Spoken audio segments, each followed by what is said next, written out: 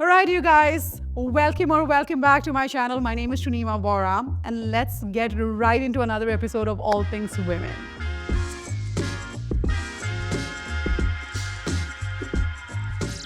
So, women, let's talk about something that I'm sure a lot of you can relate to: the absolutely mind boggling difficulty of saying no. I mean, seriously, why is it so goddamn hard? Even for me, someone who speaks her mind in so many ways, the word no honestly feels like it weighs a ton, like my husband's Range Rover. And it's not just me, I'm telling you, it's all of us, especially growing up in India.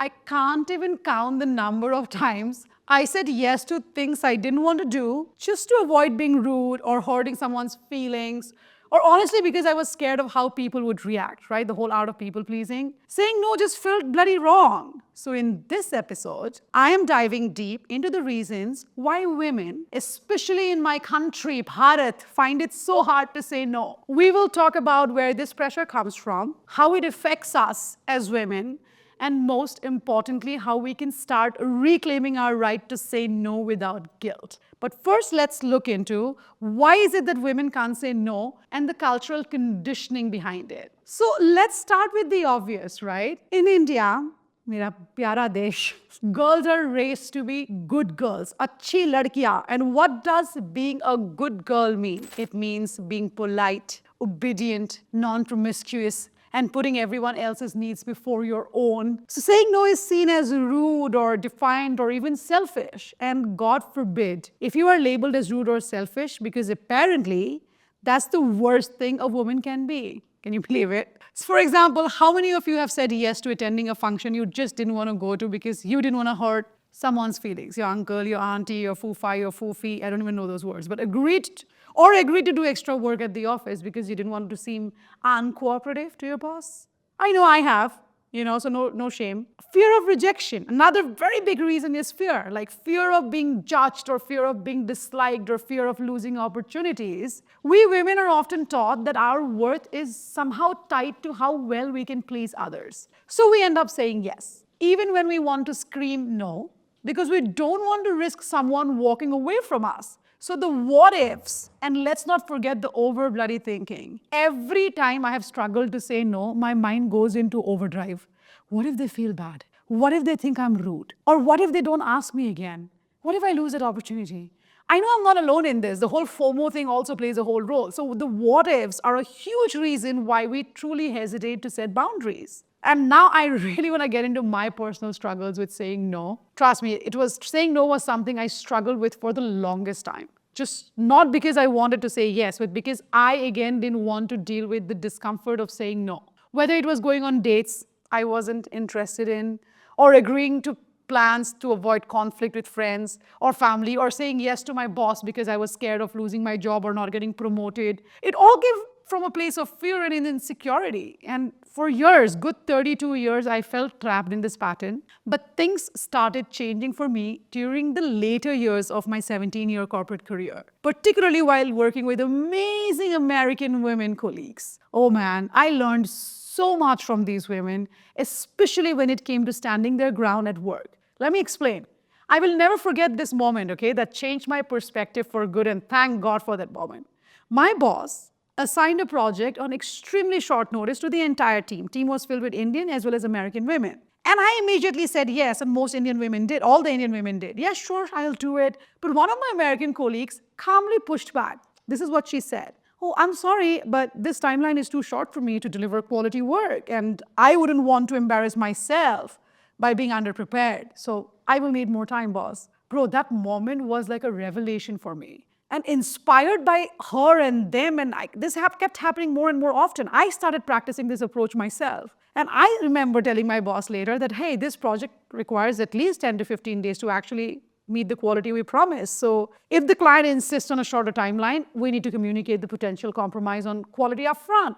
And I won't compromise my standards of work, like at any way. At first, I was so scared to say something like this to my boss. I'm not even joking, but the more I stood my ground, the more my managers respected me and my boundaries. So it didn't stop at work though. This confidence started spilling over into my personal life as well. I began saying no to my mother when she tried to dictate what I should wear, like full sleeve blouse or instead of sleeveless ones, I would politely but firmly respond, no, I mean, I like my sleeveless blouse, mom, and that's what I will wear. By the way, I'm sorry, I mean mom-in-law, not my mom. My mom-in-law at one point also questioned my decision to participate in pageants like Mrs. India, and I simply said, she said things like, why would you want to do something like that? I'm like, well, no, I'm doing this because I want to, and I like it. I've always wanted to do it, and it's important for me. It's okay if you don't understand. And you know what? She eventually made peace with it. I also started saying no in my married life, and sometimes I kind of feel bad, which I shouldn't be, for saying no, but I think it's the right thing to do. If I didn't feel like, let's say, visiting my in-laws, every Sunday it's a ritual, we do that, I would just say no to my husband that, hey, you know what? No. If a certain set of my husband's friends drain my energy, I would skip the hangout with them. If my sister-in-law, who sometimes gives me a hard time, gets a firm no from me when I'm not in the mood, and the best part, my husband respects my boundaries because he knows I value myself. There are days I don't want to have sex. Maybe he's in the mood, I'm not. So I say no because it's important for both partners to be in the mood, right? Even as an entrepreneur, as a people manager, I've also had to say no countless times, whether it's to unreasonable client demands, toxic employees, or opportunities that didn't align with my values. Yes, it's scary. Yes, there's always a fear of losing employees or customers. But you know what I have learned? Everyone is replaceable, including myself. So saying no when necessary has now helped me build a healthier and more respectful work environment for myself and my team, which is why I'm even sharing all of this. Even with friends, by the way, I have drawn firm boundaries. I have let go of toxic girlfriends who couldn't respect my decisions. Like when I said no to endless partying because they were party chicks and I wasn't anymore, I no longer wanted to live that life. And honestly, good riddance. Let them go. I never want them back in my life. So saying no to people who don't align with your values is a gift you give yourself. It took me 32 years to learn how to say no, but now it's an everyday part of my life, whether it's my dogs, my son, my cinematographer who is filming here, or even myself. If I don't feel like doing something, the answer is no. There are days I don't want to create content. So I sometimes he's at home and I have to say, oh, damn, I'm not in the mood. And let me tell you, it feels amazing. I've realized that saying no isn't about being rude or confrontational. It's honestly about respecting yourself, your time, and your precious energy. The truth is, learning to say no will be isolating at first, okay? You will lose people who don't respect your boundaries. But when you get to that phase of valuing yourself like I'm at now, you will start attracting the right people and the right energy into your life. And saying no is not just about rejection, it's about choosing yourself over anyone else. And that's something I think every woman deserves. Let's talk about the cost of saying yes. I feel like saying yes all the time might seem like the polite or dutiful thing to do like our society tells us, but let's be real. It often comes at a massive personal cost. And let me tell you, people who always say yes often find themselves exploited, isn't it? It's not just a cultural phenomenon in India. This happens everywhere. But there is no denying that certain societal structures, especially in Indian families and workplaces, make it worse. Take the overworked daughter-in-law, for example. She is the one who cooks, who cleans, and runs the household like a full-time bloody maid with no pay, no appreciation, no holidays. And that goes beyond manipulation. Society will glorify her by calling her the best daughter-in-law. But what they're really saying is, you are the easiest to exploit, and we're going to continue doing so. And for what? A title? It's not worth it. Hate me, mother-in-laws, hate me for all you want. I'm going to continue preaching these things. The same goes for wives. Like I have heard men proudly declare, I have the best wife in the world. She cooks all my meals with her own hands, keeps the house spotless, takes care of the kids, and never complains. Great job, fantastic. But where is she in all of this? Where is her rest, her space, her time, her passions, her dreams?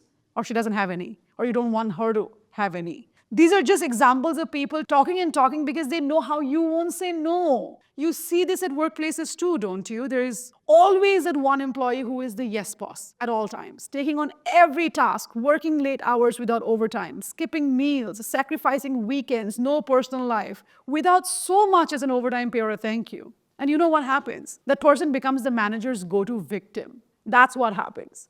While others set boundaries, this person gets loaded with everyone else's work, and for all you know, someone else will get promoted right before him. And it's heartbreaking because these people are often the most hardworking and at the same time the most exploited. It's the same in friend groups. Haven't you seen that one friend who ends up doing everything from booking hotels to planning itineraries to paying that extra bill because someone forgot their wallet or doesn't have change? This person gets bullied into taking the lead, not because they want to or they have the so-called leadership skills, but because they don't know how to say no. Let's say even in schools, you see it with teachers who get bullied by teenagers or their students who are overburdened with extra tasks by the administration because they have seen them as accommodating. Same happens with parents, especially mothers, who take on the brunt of family responsibilities simply because they have been conditioned to never saying no. Most of our moms are, honestly. The cost of saying yes is everywhere, in every segment of life, and here is the thing. While these people are celebrated for their selflessness, they're often emotionally drained, physically exhausted, and sometimes, let me just say, most times, deeply unhappy. Saying yes all the time doesn't just deplete your energy, it depletes your self-worth. The manipulation of being told, you are the best because you do everything, is just that manipulation. And let me be very clear over here. There is a difference between being hardworking and being taken advantage of. Hard work should be valued. Of course, I'm a hardworking person myself, and I appreciate people who are hardworking. But it should never come at the cost of your mental health, your physical well-being, or your own dreams. So the next time you're about to say yes, please ask yourself, dear ladies, am I doing this because I want to, or because I am afraid of what will happen if I say no? And if it's the latter, maybe it's time to start saying no. Now let's talk about how is it that you can start saying no, right? Because now that we have covered why it is so hard to say no and why it's so important, let's talk about how to actually do it. Start small, baby steps. You don't have to start by saying no to your boss, to your parents, to your husband, to everybody at one shot. Start small. Say no to something low stakes, like a social invitation you are not interested in, a wedding you don't want to go to. Second, be polite but firm. Saying no doesn't mean being rude. You can always say things like, oh my God, I would love to help, but I can't really commit to that right now. Thank you for asking though, but I'm not able to. 3, practice self-respect. Remember, saying no is about valuing yourself. It's not selfish to put yourself first. It's necessary. The more you respect your own time and energy, the more others will too. I'm prime example over here. Number 4, let go of guilt.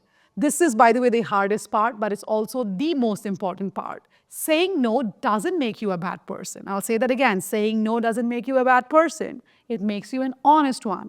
And honestly is the foundation of healthy relationships, whether it's with your friends, your family, your colleagues, right? So ladies, saying no is not easy.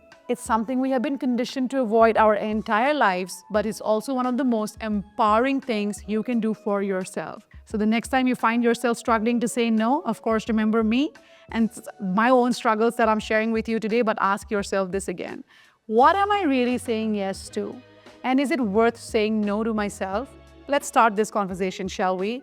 Share your stories in the comments. What's the hardest thing you have ever had to say no to? How did it make you feel? And if you're struggling with this, let's talk about it. That's the whole point of this whole episode of All Things Women. Don't forget to like, share, and subscribe to my channel, yo. All Things Women for more real, raw, and relatable conversations. I do this once every month. But until next time, remember, you have the power to say no, and you don't owe anyone an explanation. And happy 2025, girls. I hope that it's a whole different genre of Bharatiya Nari in this new year. I definitely never give up hope. Ta-da! And no, if you don't love me, it's all right. I'm not going to say yes for things just because you want me to. Bye.